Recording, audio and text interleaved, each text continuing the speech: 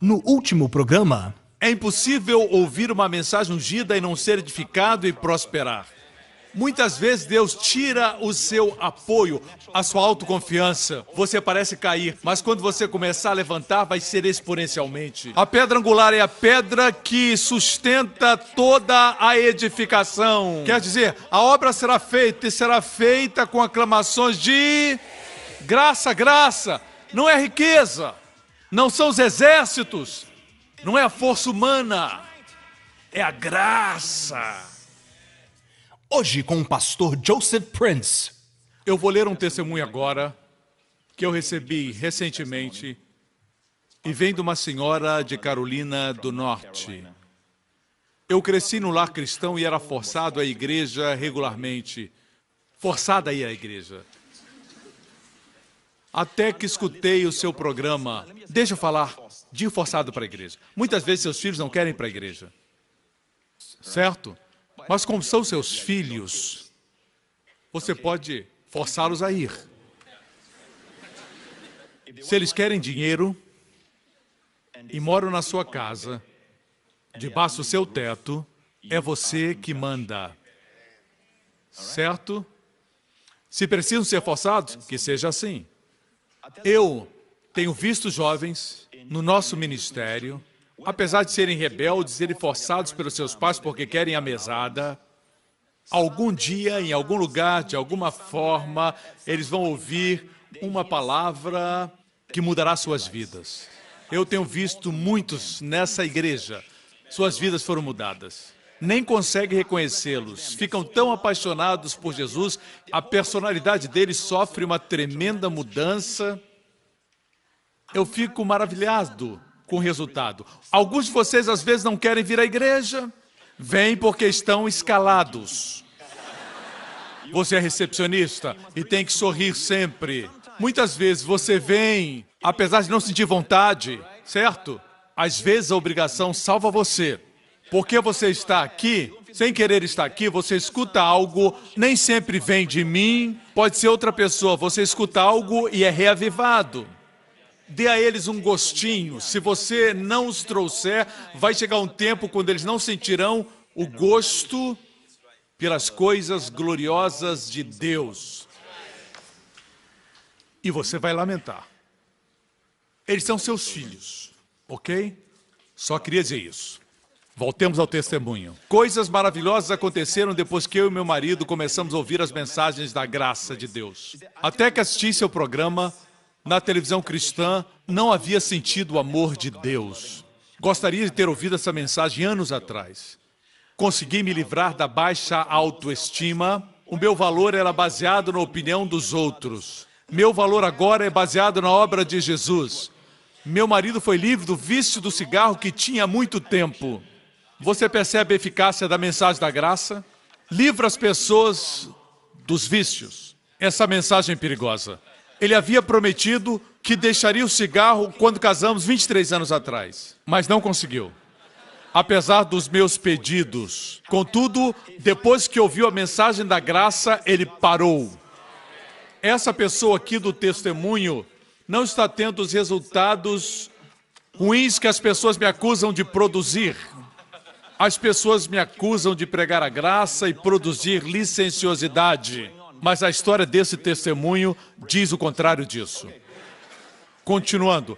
E mais, meu marido foi curado de um tumor que tinha na sua panturrilha que me preocupava. E era um tumor do tamanho de uma moeda, era muito escuro, quase preto. Eu ouvi seus ensinamentos, colocava as minhas mãos sobre esse tumor e citava Isaías 53. Uma noite impus minhas mãos, falei em línguas por um tempo e disse, pelas suas pisaduras seja curado. Ao dizer essas palavras, meu marido puxou a perna e disse, você me queimou.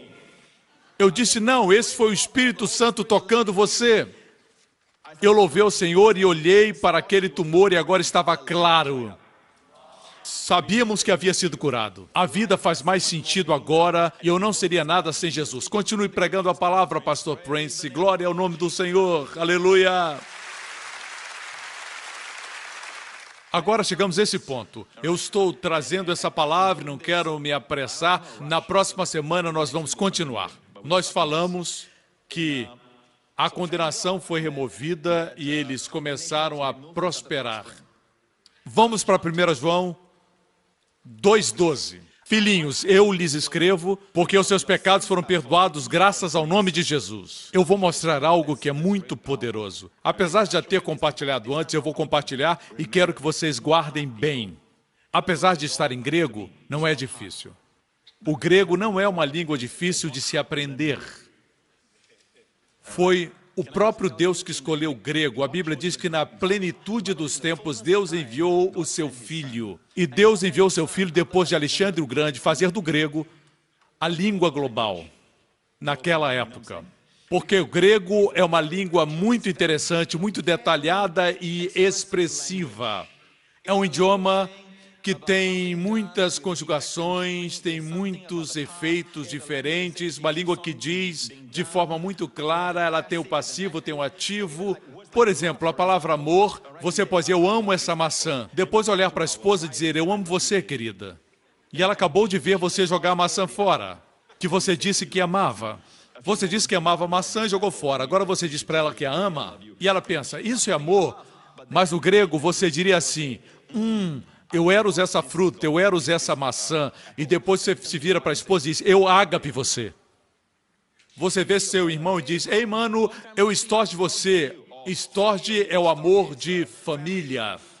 Filéu é o amor de amizade. Assim existem muitos tipos de amor. Amor físico, sexo, várias palavras, mas para tudo nós chamamos amor.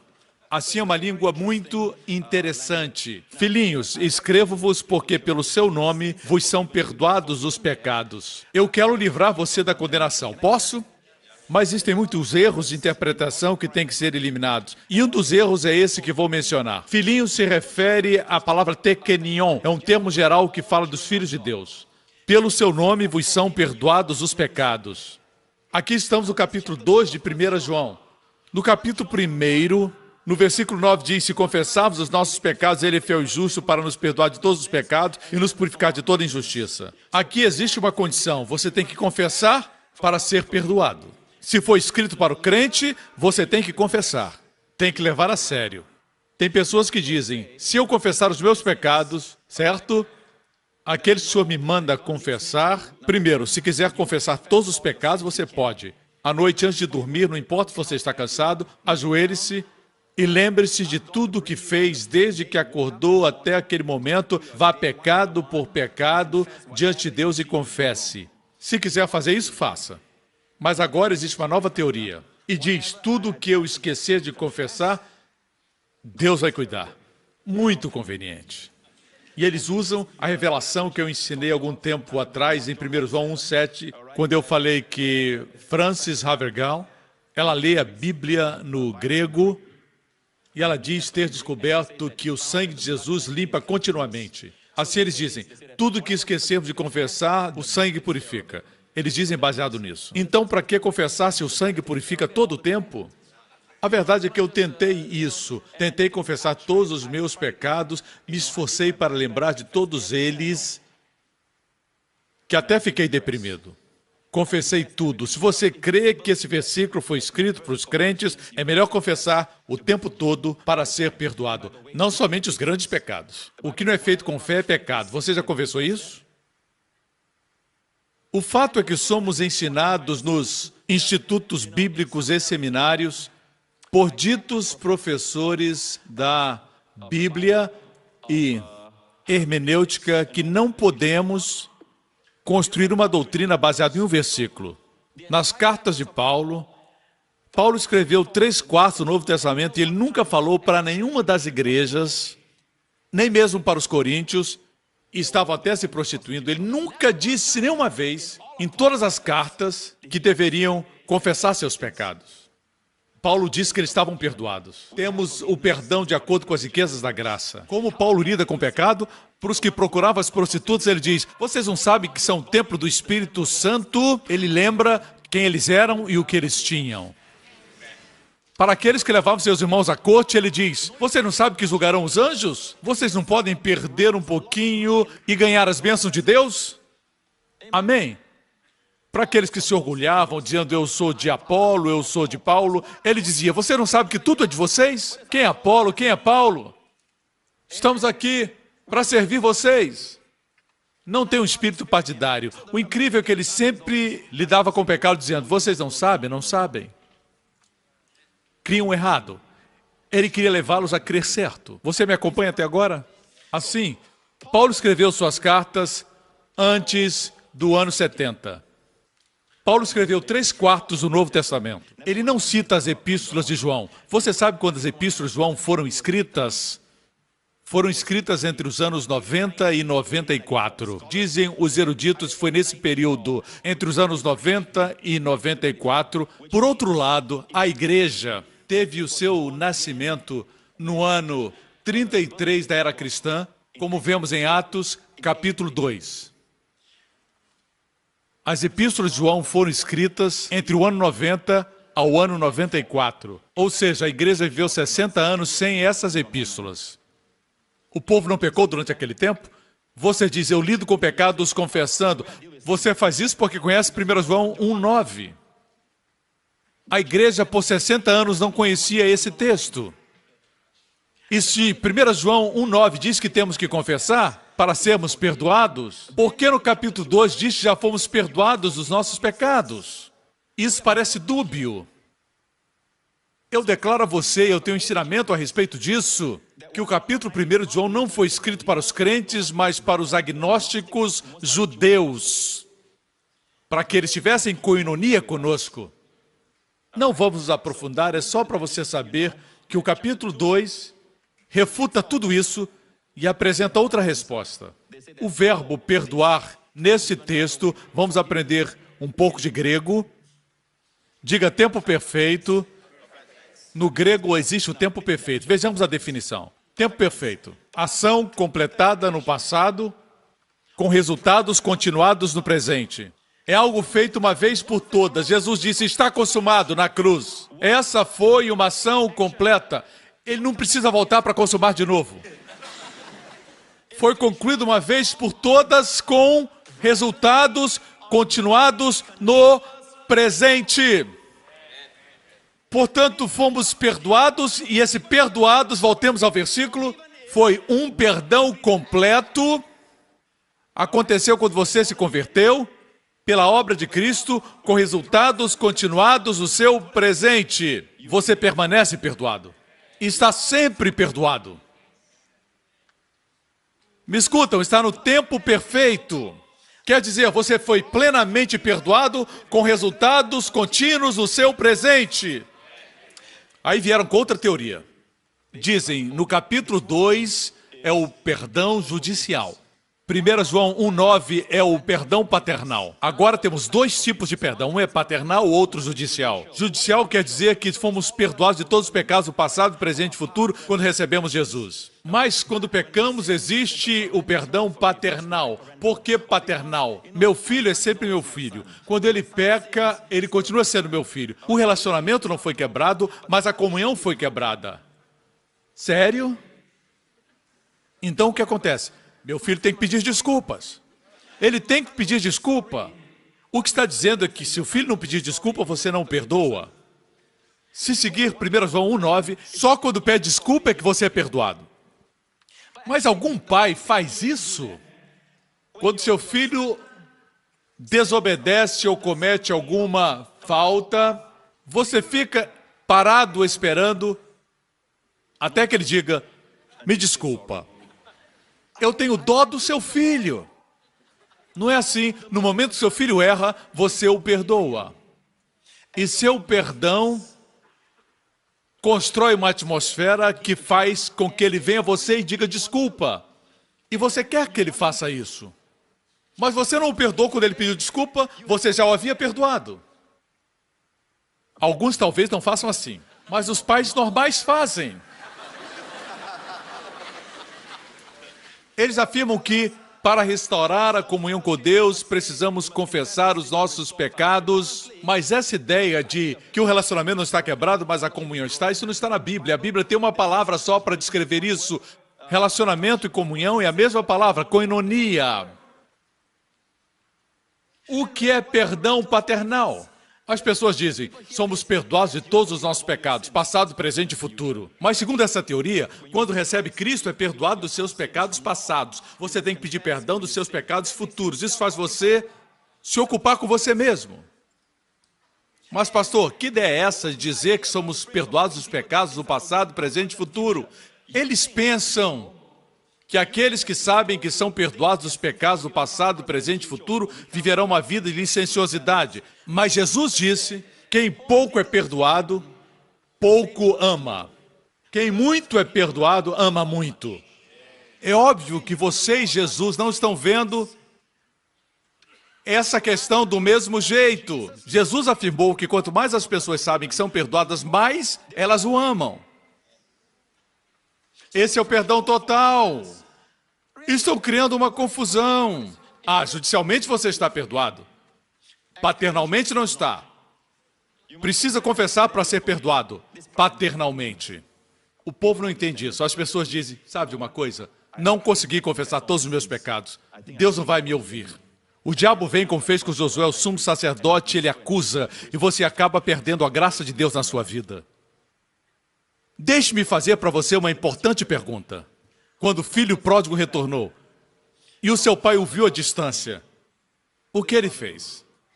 Ele gritou, confesse!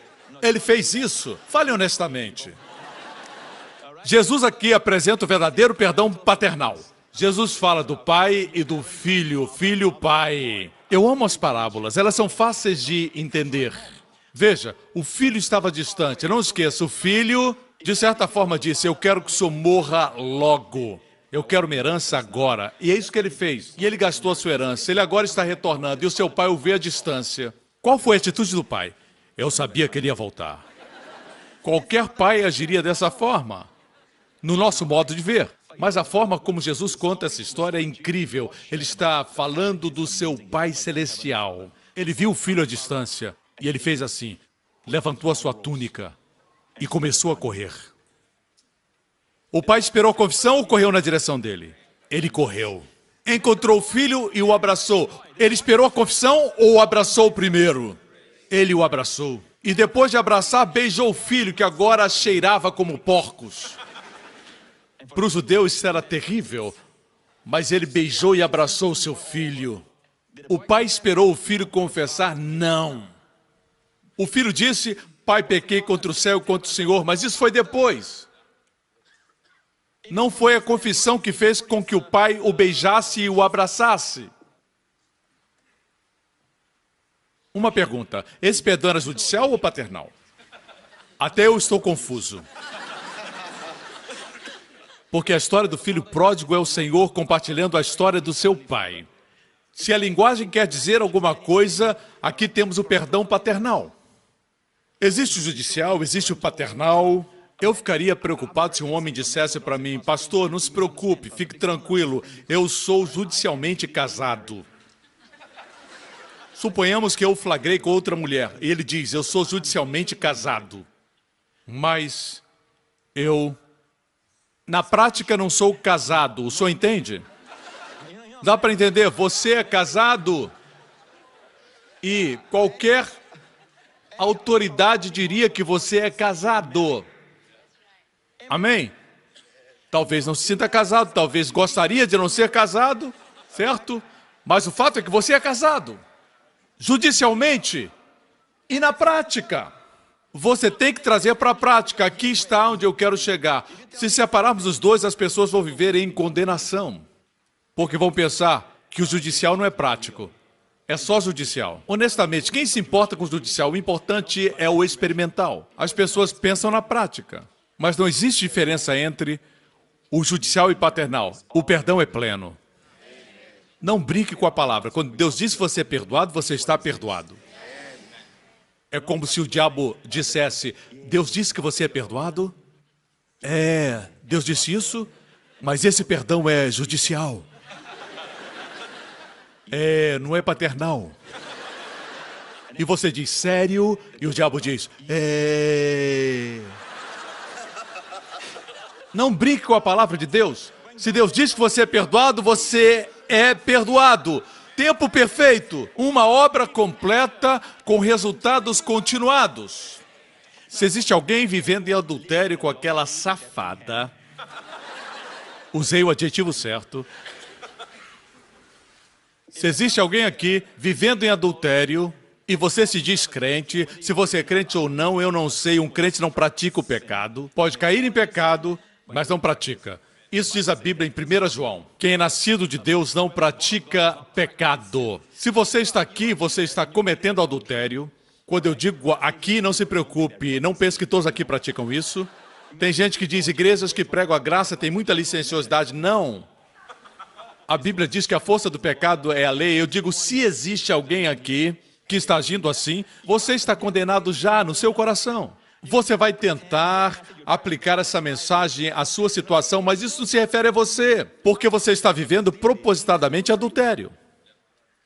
Mas para aquele que tem um problema, uma vez ou outra, de temperamento, de descontrole emocional, que às vezes olha para uma menina, não por muito tempo, e às vezes dá uma fraquejada, essa mensagem ajuda você a se consertar, a andar com Deus, a ser santo. É como a ponte de São Francisco. Eu dei algumas informações da última vez, não tenho essas informações aqui, mas muitos caíram lá de cima, na construção da ponte, certo? Isso aconteceu até que a construtora resolveu colocar uma rede de proteção embaixo e concluíram que um número menor de pessoas caíram. E quando caíram, tinha rede. Mas o que os surpreendeu muito foi isso. A rede foi colocada como medida de segurança. Mas concluíram que o trabalho que os operários faziam acelerou. Eles cumpriram as metas e o trabalho deles foi mais acelerado, porque sabiam que tinha uma rede de segurança. As pessoas não fazem o mal e dizem, vou pular, tem uma rede lá embaixo, ei irmão, vamos pecar. Ao contrário, faz você melhor, faz você santo, quando reconhece que tem uma rede. Não tire a rede, irmão. Vocês me acompanham? Existe algo mais que eu quero fazer. Bem rapidamente. A Bíblia diz que somos perdoados plenamente com resultados continuados. O que quer isso dizer? Você deve firmar-se na convicção que está perdoado. Vou ler um texto, eu acho que só temos tempo para isso. Gostaríamos de poder continuar. Vejamos isso em Romanos 5:1. Tendo sido, pois, justificados pela fé. Vocês são justificados pela fé? Não pelas obras, não pela performance, mas pela fé no que Cristo fez. Tendo sido, pois, justificados pela fé, temos o quê? Temos paz com Deus, por nosso Senhor Jesus Cristo. Muitas vezes falamos que temos paz com Deus. Mas a palavra temos, vejamos como diz no grego. Olhe para mim. Está no tempo presente. Quer dizer, está no presente. É presente continuadamente. Quando diz presente, quer dizer continua. Existe o presente ativo. No grego tem a voz, passiva ou ativa. Na ativa, o menino joga a bola. Na passiva, a bola é jogada no menino. Vocês sabem disso. Veja aqui. Temos paz. Muitos pensam que temos paz na voz passiva. Fomos justificados pela fé e todos nós temos paz com Deus. Mas nem todos possuem essa paz. Existe uma palavra, a palavra temos, no grego é uma palavra muito poderosa. E a palavra eco, no grego. E eco significa, escute, segurar nas mãos, possuir, ter e usufruir. Quando diz que temos paz, não está no passivo. Eu fui justificado por Deus e agora eu tenho paz com Deus. Não. Mas quer dizer, segure, usufrua. Voltemos ao texto. Temos está no presente ativo, não passivo. Segure essa paz. Quando caímos, devemos dizer, obrigado, Pai, porque eu estou perdoado. Obrigado, Pai, porque eu tenho paz com o Senhor. Obrigado, Deus, porque o Senhor não vai levar em consideração esse meu pecado. Quando o diabo vem e diz, você vai ficar doente? Eu vou fazer o seu filho ficar doente porque você cometeu esse pecado ou aquele pecado. Você deve se firmar no que está escrito nesse versículo. Não, eu tenho paz com Deus. Deus está do meu lado. Deus está do lado do meu filho. Meu filho e minha família não sofrerão pelos pecados que eu cometi porque eu estou perdoado. Você tem que possuir, tem que reivindicar, tem que declarar. Você não diz para ser perdoado. Você diz porque foi perdoado. Vamos tomar posse da nossa herança. Eco é uma palavra poderosa. Vamos nos firmar nisso. A versão amplificada é muito clara. Eu dou graças a Deus porque antes de ler a versão amplificada, Deus me deu essa revelação. Amém? Veja na versão amplificada. Consequentemente, uma vez que vocês foram justificados, declarados justos através da fé, vamos nos apegar ao fato que nós temos a paz da reconciliação, para abraçar e para desfrutar paz com Deus. É crucial para a sua saúde, para a sua liberdade da depressão, das preocupações e dos vícios. Você não pode dizer somente, eu fui justificado por Deus pela fé e tenho paz. Não, não é assim. Apegue-se a isso. Mas, pastor, não sinto essa paz. Não é uma questão de sentimento. Apegue-se a isso. Muitos pensamentos virão à sua mente, certo? Olhe para você, veja seus pensamentos. E, por causa disso, o diabo vai dizer, eu tenho o direito de entrar na sua vida, trazer problemas, fazer o seu corpo enfermo, trazer doenças para os seus filhos. Muitas pessoas inconscientemente ficam esperando isso, mas Deus diz, não, tome posse da sua herança. Vamos nos apegar ao fato de que temos paz com Deus. Está no presente ativo, meu irmão, ativo, não passivo. No próximo programa, você está perdoado de todos os pecados que cometer na sua vida e, como resultado, você diariamente permanece perdoado. E você tem que se apegar a isso. Todo pastor, todo ministro, todo líder que lidera um rebanho, o precioso rebanho que é o corpo de Cristo, o rebanho de Deus, deve julgar corretamente. Declarar que só os pecados do passado estão perdoados é julgar de forma errada. Declarar que as pessoas são plenamente perdoadas é julgar de forma correta. Obrigado por sintonizar no programa de hoje. Esperamos que tenha sido uma bênção para a sua vida. Para mais informações sobre o programa da Igreja New Creation, acesse o site ncctv.org.sg. Lá você poderá se inscrever para receber um devocional diário do pastor Joseph Prince. Seja incentivado e fortalecido todos os dias e saiba o quanto Deus lhe ama através desses devocionais. Acreditamos que seu dízimo pertence à igreja que você frequenta e oramos para que você seja grandemente abençoado, altamente favorecido e profundamente amado.